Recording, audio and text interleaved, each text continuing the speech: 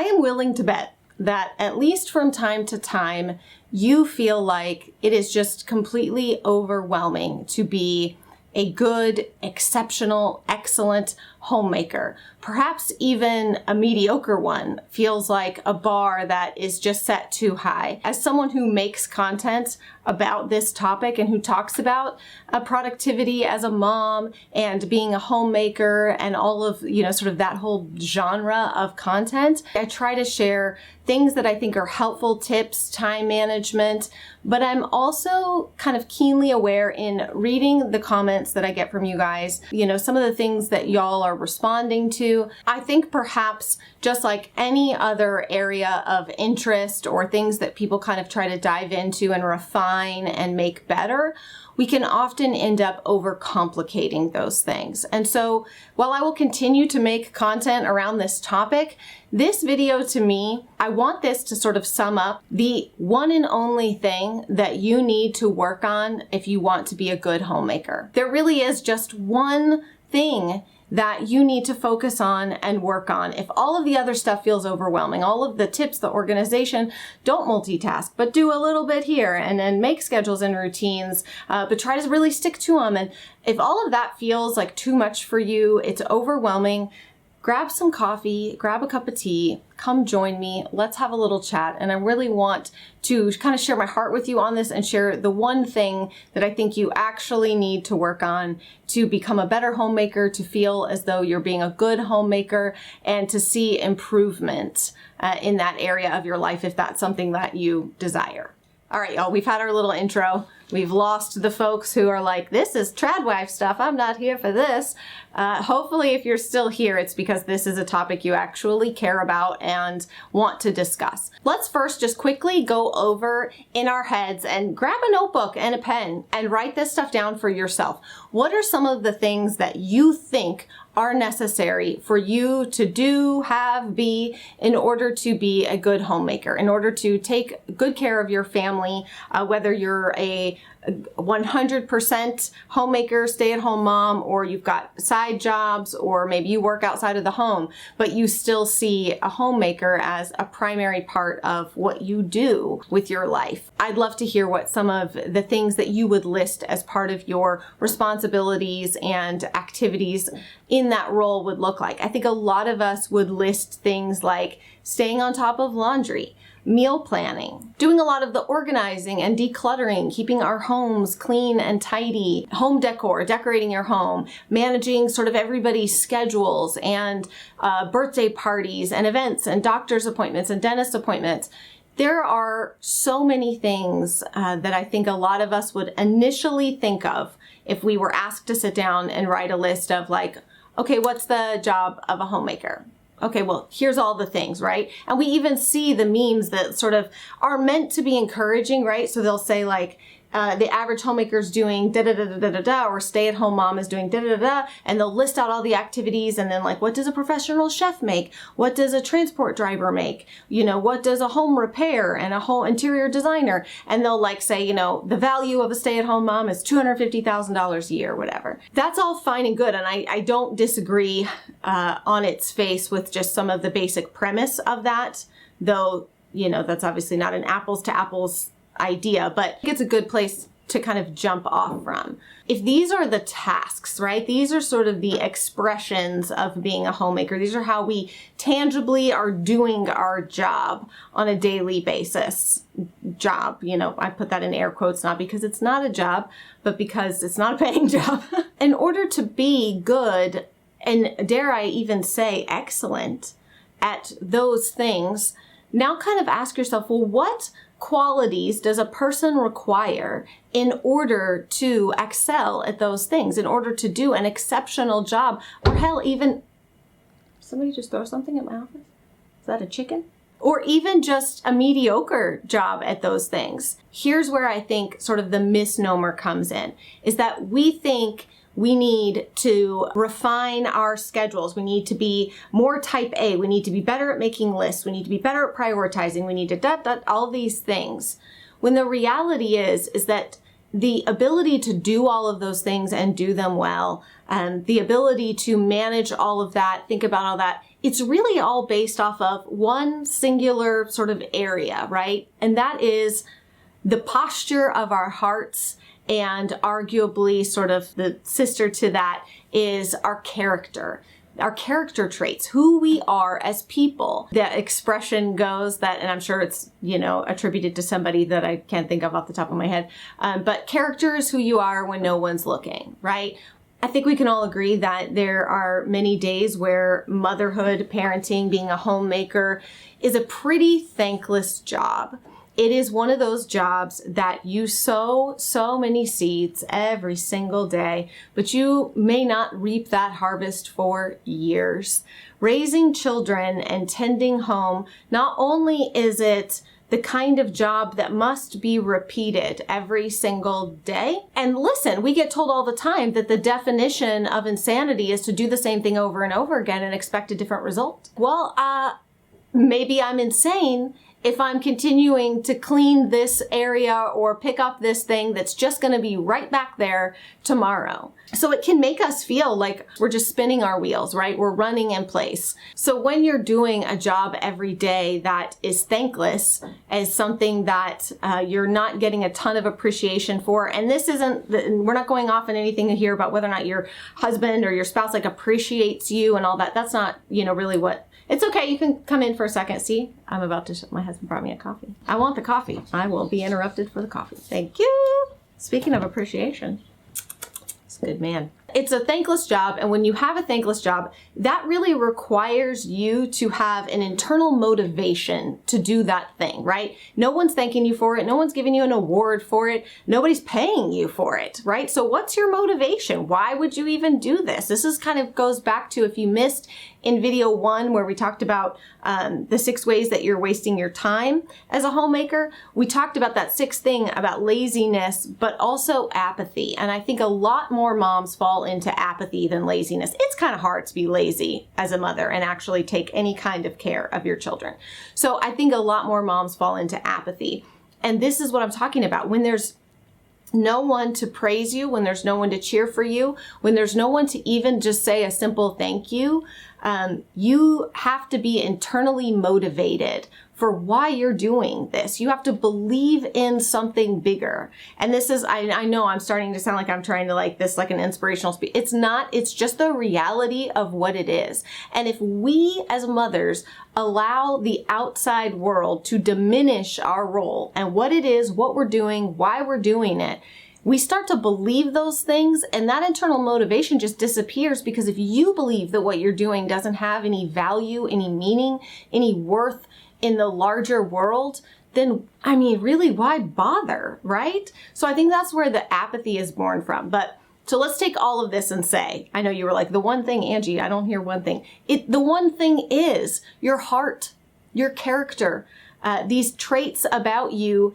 that will allow you to do those things well and improve in those areas. You can't improve on those things until you have your heart in the right posture and you work on character traits that are needed. So let's talk about what some of those things are. I think it kind of goes without saying that one of the greatest attributes of a good mother, a good homemaker, is someone who is patient.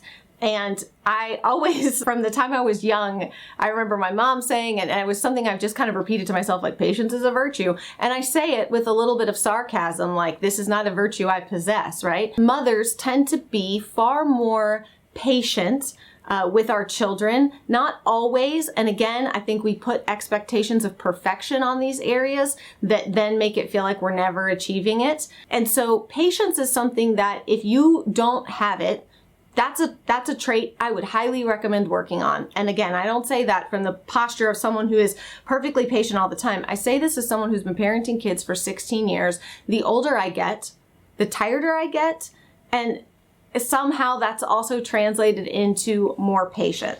And really the reality is that the older I get, the older my kids get, the more I see them through different seasons of life, the more patience I have for them, because I'm able to see them as just these little human beings who are trying to figure their way out in the world. I don't see them as little children who are trying to irritate and annoy me every day. They just have big feelings, big thoughts, big ideas, and they're trying to express those. They're trying to understand the world around them, what's acceptable, what's not. And if you were in that situation, which you once were, you just don't remember, but if you were in that situation, any other area of your life, if you got sort of dropped into something that everything was unknown, God, wouldn't you want patience from the natives if they dropped you on an island somewhere? Wouldn't you hope that you would stumble into natives that were patient with you while you tried to learn the rules of this society? That's basically what little kids are trying to deal with every single day. So all of that to say, patience is one of those sort of character traits and virtues that I think is just necessary for so many of the requirements of a homemaker. You need some patience. I would also argue that joy and humor are two other kind of hand in hand. Not everyone has a natural sense of humor. Being able to just sort of laugh when things don't go exactly how you'd hoped, but also finding that joy, right? So maybe you're not a super humorous person, but that doesn't mean you're not capable of joy.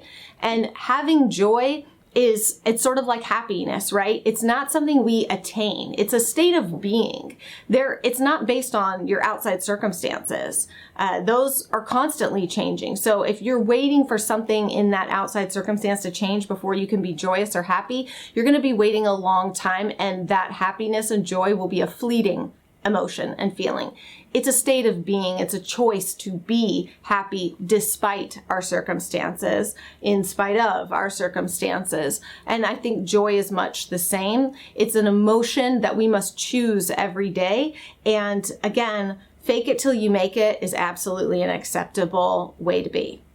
Another trait that I have seen be very helpful for me as a homemaker and in kind of improving all those areas and feeling confident and good is self-discipline. Kind of being able to sort of, I hate to say like Army Sergeant myself, but sometimes I need that. Sometimes I need that little Army Sergeant on my shoulder to yell at me and be like, stop it, stop being lazy. Don't, get up, don't do this thing. Or, you said you were going to do this thing, go do it. Even today, right now, filming this video, I put this video off for a couple days because I just kept feeling like, well, I'm not in the best mood. Like I can't say everything how I want to say it. It's not going to come across right. People are going to get offended or whatever.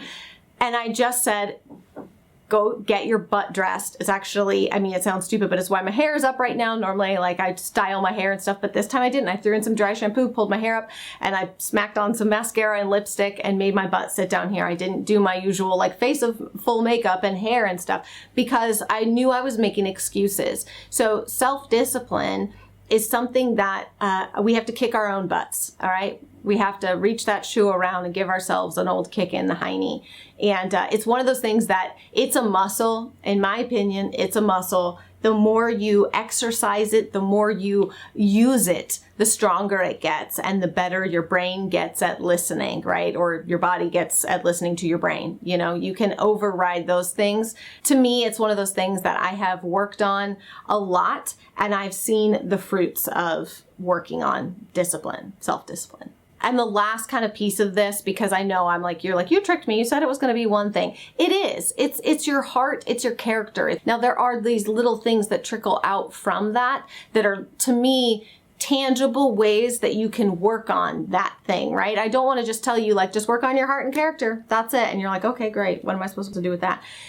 To me, these are all right, here's some of the areas of that I think if you worked on these, you'll see a difference. And again, I say all of this from a place of, these are the things that I have worked on. These are the things that have worked for me. It might be different for you. These might not be things that you struggle with. And I'm not saying, oh, I've perfected all of this, do it my way. I'm saying these are where I've seen changes. So maybe they'll help you too. Back to it.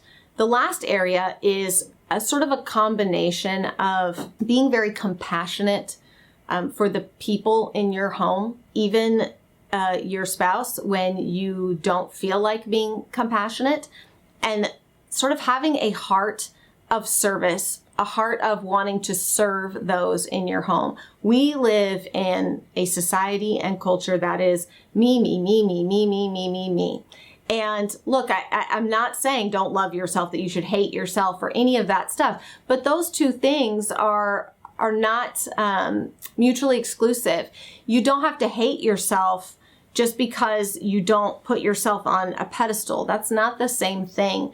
And I think that many relationships, and I can speak from my own experience here, I'll tread lightly because again, it's not my business to share relationships with other people where they're not sharing. But one of the things that has helped my marriage, my husband and I have been through hard times, you guys. It's not been easy and perfect and great. We've been on the brink, okay? We have been on the brink.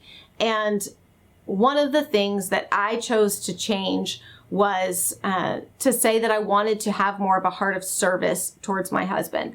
I wanted to be more thoughtful about his needs and recognizing that the things that mattered to him, the things that were needs for him, weren't wrong just because they weren't the same as mine. And that we are different. We just are. And what our needs are different. And so instead of waiting for these other people in your home, your spouse or your kids, to meet your needs and to do the things for you, starting to just do those things for them, it's kind of one of those things that like initially you're going to feel this rub up against it, but even when it's not, because it won't always be reciprocated. I'm not telling you to be in acts of service for those around you and they'll serve you too. They may never. But what I can tell you is that the fulfillment that comes from being in service, if you will, I feel like these words have so many other meanings that this sounds really weird, but having a heart of service towards your spouse, towards your kids, it's going to change you. And at the end of the day, that's the only thing that you can control. It's the only thing that you can control. You can't control your husband. You can't control your kids. You can't control a lot of the circumstances. Maybe there's other outside things that are affecting your life every day. And a lot of it is stuff that you simply can't control. But what you can control is you. How you respond to it, how you react to it, how you treat people in your life. And to me, that has been the biggest change for me, is to stop waiting for other people in my life to do things that I think they should be doing. I feel hurt. I feel offended. I feel like, oh, why don't you see this? Does that change the value of what I'm doing or who I am or any of that just because they're not recognizing it how I want them to? No. And then you really start to question, well, am I just doing these things for the recognition? No. Yes, the quote I'm searching for is a Viktor Frankl quote where he says, "Everything can be taken from a man but one thing, the last of the human freedoms, to choose one's attitude in any given set of circumstances, to choose one's own way." I had a few other things on my notes that I wanted to say, but I feel like that is really the best note to leave on. What else could I say that would add anything more meaningful or impactful to this conversation than Viktor Frankl's words? Those, to me, are the words that we should strive to live by, to recognize that that's really, truly the only freedom that we have in our lives, is that choice of our attitude, how we choose to treat others, how we choose to live in spite of our circumstances. That's my, hopefully, encouragement to you today, and hopefully something that you can take away from this video that's, again, like actionable. I don't just want to come and sit down and talk to you about these concepts and things without there being something that you can take away from it. And hopefully, as we kind of talk through some of these ways that we can work on our own hearts and our own character, you can walk away from this feeling like, okay, you know what? I know that I,